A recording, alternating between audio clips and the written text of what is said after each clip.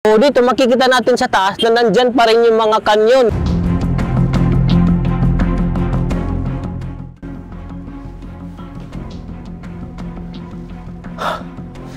So medyo creepy sa loob. So wag na nating ituloy kasi medyo malambot na yung kahoy, baka tayo ay bumagsak. Itong CCLX ay ito yung pinakamahabang tulay dito sa Pilipinas. Good morning mga kaduron at welcome naman po sa ating panibagong vlog. At ngayong araw ay medyo lalayo tayo na konti dahil bibisitahin natin o explore ang Central Visayas. So nandito tayo ngayon sa port ng Ormoc kung saan nandito tayo sa passenger terminal building. Yung kasama ko, siya ang papasok dito tapos ako kasama yung motor ay babalik tayo sa kabila dahil doon ang mga sasakyan. So kailangan lang natin i-picture itong ating mga gamit para makapasok sa loob. So tara, samahan niyo ako muli. Let's go.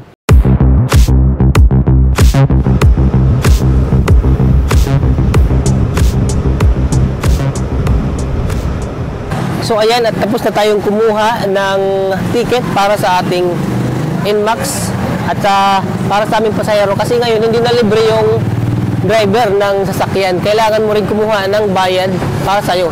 Yung sasakyan lang yung babayaran. Wala nang libreng driver. So ngayon, ang gagawin natin ay pupunta tayo sa Coast Guard para magpatatak and then papasok ko tayo sa loob para sa PPA at doon tayo magbabayad ulit. So ayan. Go.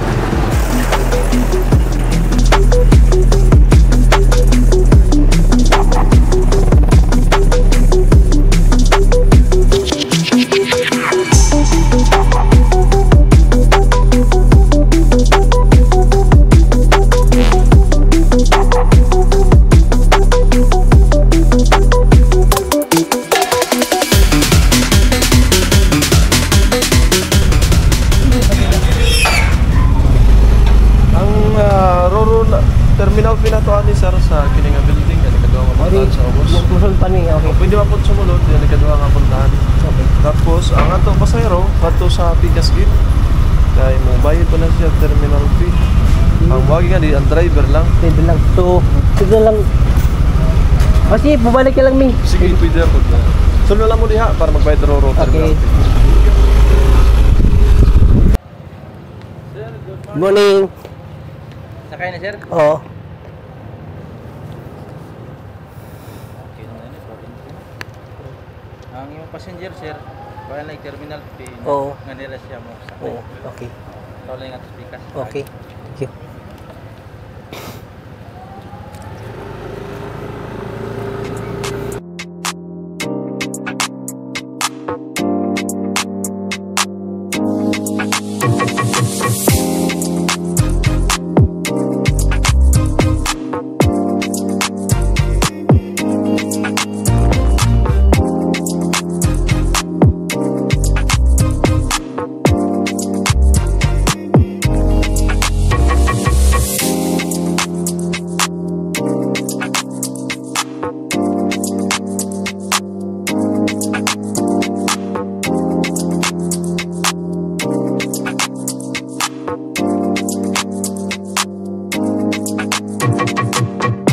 So ayan, at nakasampa na tayo dito sa barko nating sasakyan papunta sa Cebu. So pagkatapos ng ilang oras nating paghihintay, umalis tayo madaling araw pa, alas 3. So nakarating tayo dito, alas 6 ngayon. Nandito na tayo sa barko, mag-aalas 9 ng umaga. Kikita natin na kukunti yung mga pasahero kaya pwede tayo pumisto mamaya kahit saan.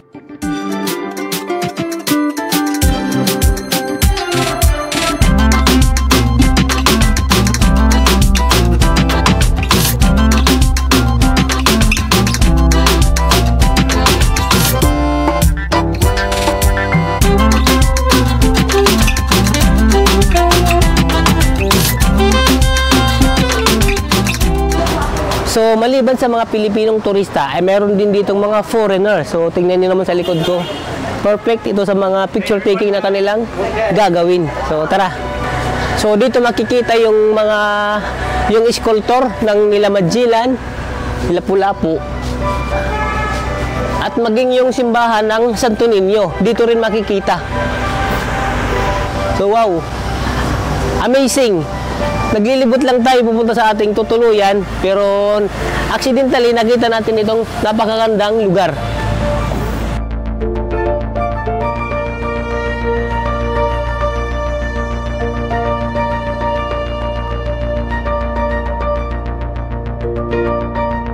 Dito sa likuran, makikita natin yung eskultura nila ng barko ni Magellan na kung saan dumaong dito sa Cebu. So yan, makikita natin yung kanilang mga eskultura.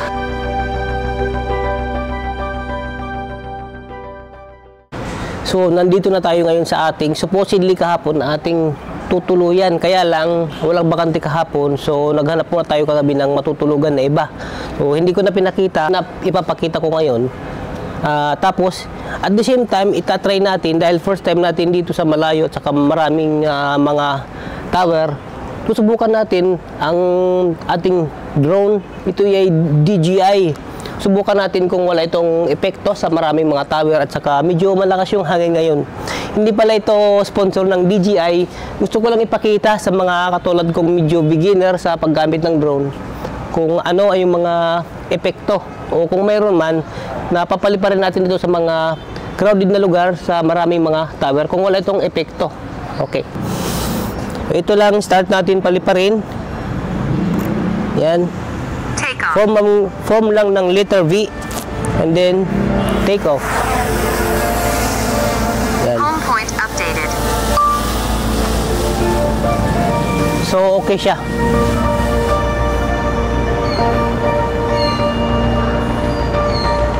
Mula rin dito ay makikita natin yung tulay ng Cordoba, Cebu Cordoba Bridge o kilala sa bilang CCLX. So makikita natin sa video. So ayan, habang nagbubukas tayo ng bintana kanina ay napansin ko itong tatsulok na konkretong semento. So na-curious ako, kaya gusto kong puntahan yun, alamin kung saan yan, ano yan at para saan yan. So tara, samahan niyo ako.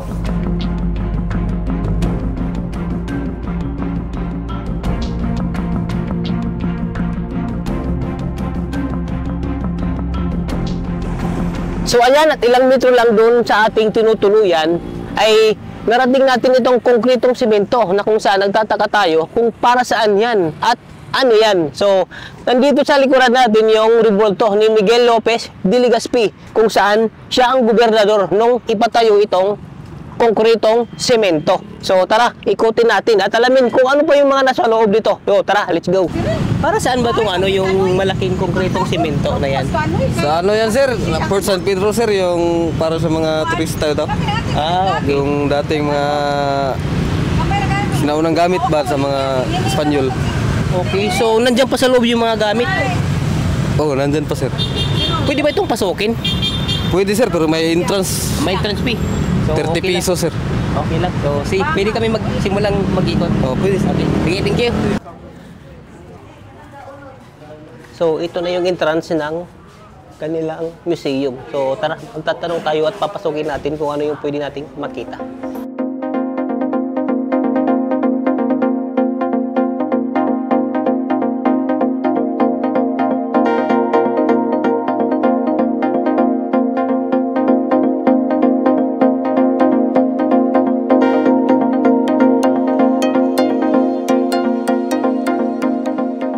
So, ito yung mapa na kung saan, ito yung mapa ni Magellan kung saan ito yung ginuhit niya nung bumisita siya dito sa Cebu noong 1521. So, makikita natin dito sa dingding itong mga pictures. So, nandito yung plano at dito yung mga dating mga drawing or mga kuha nung panahon na ngayon ay nandito pa rin.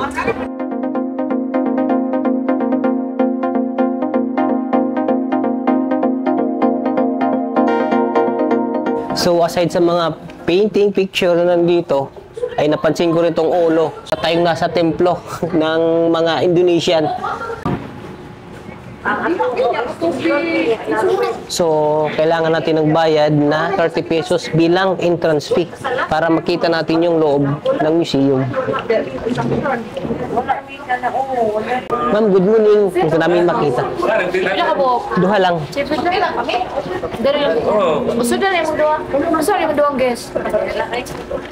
Pwede lang. Duha lang ni. Kamura do. Oh, kamura. 60 lang. Di mo na kung nakay. 30 ma'am, no? 60 do ba? So, ayan, at nakapagbayad na tayo. Kaya pwede na nating pasokin.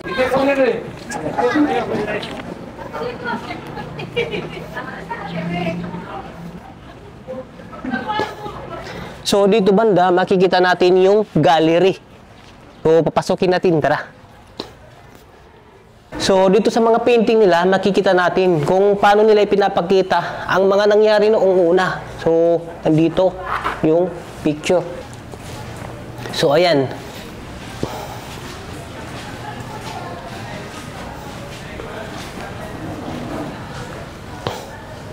So, maliban sa mga pictures, mapansin din natin dito, ito yung parang costume ng mga emperor na Chinese. So, dito naman banda, dito makikita yung kanilang poso na ginagamit noon ng mga Espanyol. Nakasulat pa dito, Pozo de la Virgen. So, dito yung kanilang poso na hanggang ngayon ay nandito pa. At meron pa ring tubig, pero hindi ito ganong kalinisan dahil medyo marumi na. Dahil wala na nga kumukuha ng tubig dito. So, itong balon nila noon ay nagsilbi na ngayong wishing well. So, ito nakalagay. So, ganun pa man, magwi-wish na rin tayo para ka baka sakali.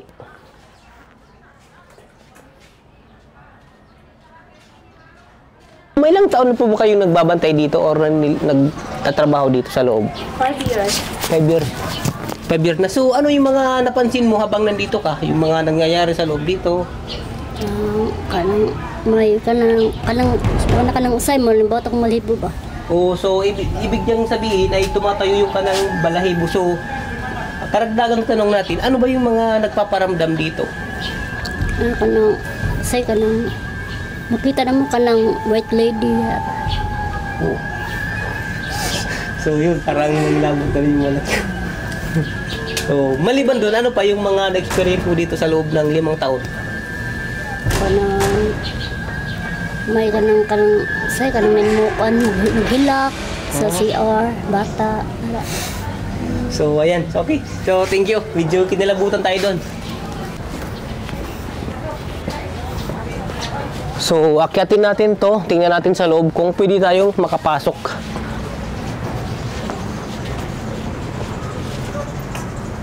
Vivende del Teniente. So, ibig sabihin, dito nakatira yung kanilang teniente. I'm not sure.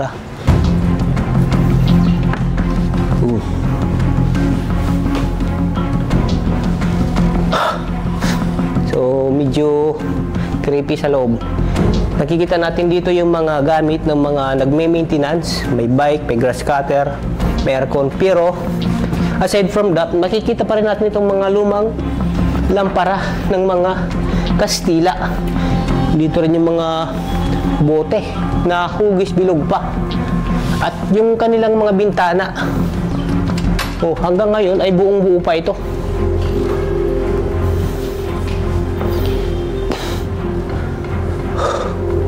So, wag na nating ituloy kasi medyo malambot na yung kahoy. Baka tayo ay bumagsak. So, ayan. Balik na tayo sa baba.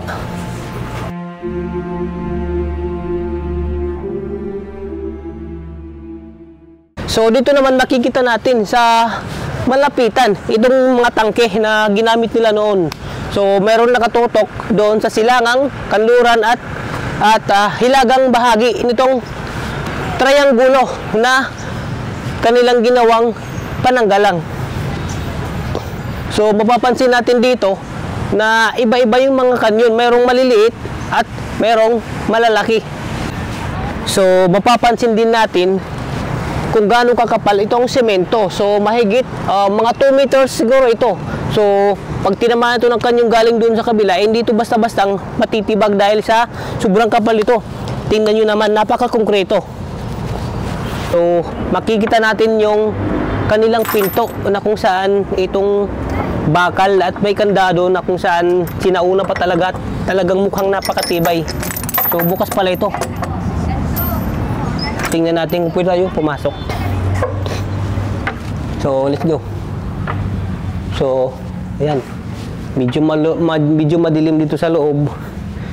At tabi-tabi po kasi ayon sa caretaker kanina na ating nakausap ay meron silang naririnig dito ng mga kakaiba. Mayroon daw white lady at saka may batang umiiyak. So tabi-tabi po. So ayan, napaka-konkreto talaga ng kanilang mga pundasyon. Hindi gaanong kataasan itong building at hindi gaanong mabigat yung nasa taas. Kahoy lang ito, medyo magaan, pero makikita natin yung kanilang poste, napakalaki. So, maging sa mga sahig nito ay makikita natin na itong mga ginamit nilang materyales sa sahig ay talagang konkreto dahil galing ito sa mga corals. So, alam naman natin yung corals kung gaano katigas itong uri ng bato. So, ayan, at napansin natin na sa kada sulok nitong triangle na shape, nitong kanilang ginawang sanggala sa mga Muslim na sumasakop sa kanila noon ay merong mga outpost. So, dito, kada kanto ay meron.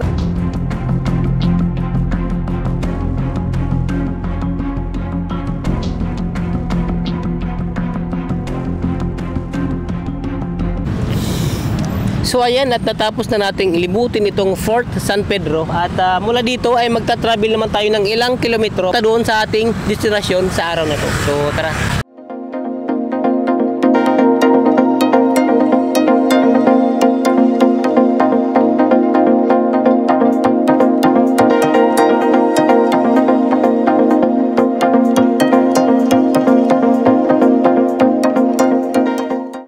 So ayan, at pagkaraan lang ng 5 minutong ating travel mula doon sa Independencia, yung plaza ng Independencia na kung saan dinaanan natin yung Fort of San Pedro. So dito naman makikita natin na nandito na yung tulay ng CCLEX at itong kinatatayon ngayon na kalsada ay parte ito ng SRP o South Road Properties.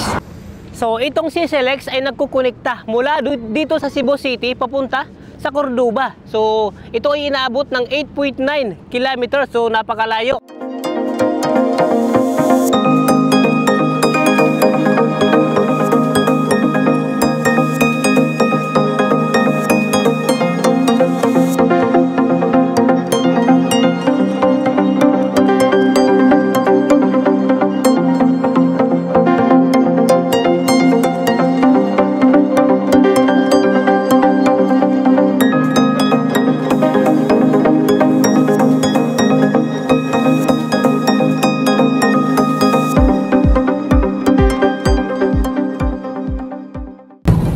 So, nandito tayo at kailangan na natin magbayad at toll gate.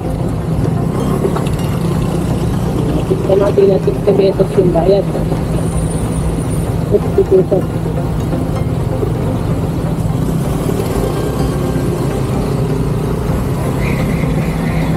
Dito na lang, hindi pa dito yung cash.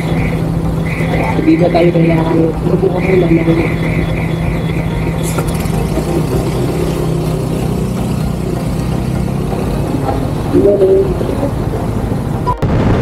Dito maamoy natin yung simoy ng dagat, yung presko na amoy ng dagat. So napakaganda rin sa pakiramdam.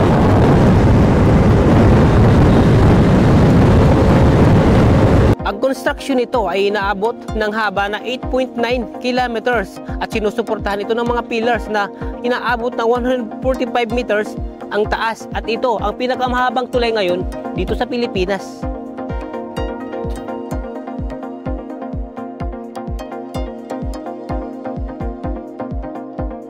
At ang tulay na ito ay pinunduhan ng 27.9 billion piso at binubuo ito ng construction na viaduct, causeway, roadway at iba pang mga components dito. So, inabot tayo ng 30 minutes para malibot yung CCLEX mula dito sa Cebu pupunta sa Cordoba at bumalik tayo dito sa Plaza Independencia na kung saan in-explore natin kanina itong Fort San Pedro. So hayan, at hanggang dito po muna. At sundan nyo pa sana ang aking mga upcoming vlogs. At sa susunod nating mga travel ay iikutin pa natin ang mga magagandang lugar dito sa Cebu. So hayan, huwag nyo pong kalimutang mag-subscribe sa aking YouTube channel at mag-like at share na rin ng video na to. Maraming salamat.